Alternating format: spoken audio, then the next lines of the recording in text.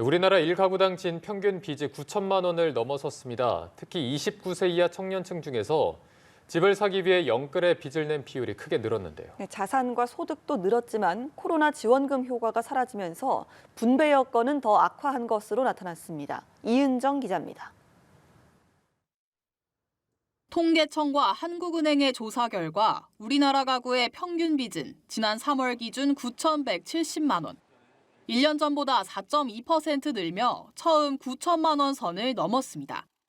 29세 이하 청년층 빚 증가율이 41.2%로 특히 두드러졌는데 전세를 끼고 집을 사는 이른바 갭 투자가 늘어난 탓이란 분석입니다.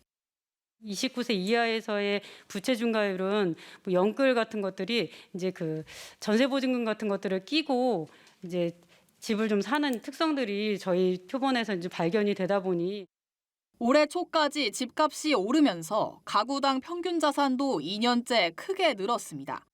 가구당 평균 자산이 5억 4,772만 원으로 1년 새 9% 늘었는데 지난해에 이어 두 번째로 높은 증가율입니다. 자산에서 부채를 뺀 순자산도 4억 5,602만 원으로 지난해보다 10% 늘었습니다. 하지만 최상위 20%와 최하위 20% 간 소득 격차는 더 악화했습니다.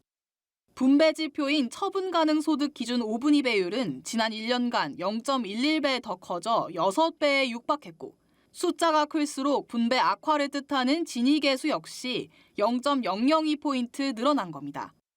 코로나 지원금 같은 것들이 별도로 이제 제공이 됐을 때 저소득에 대한 추가 지원이 좀 많이 이루어지면서 저소득의 소득을 좀 받친 측면이 있었습니다.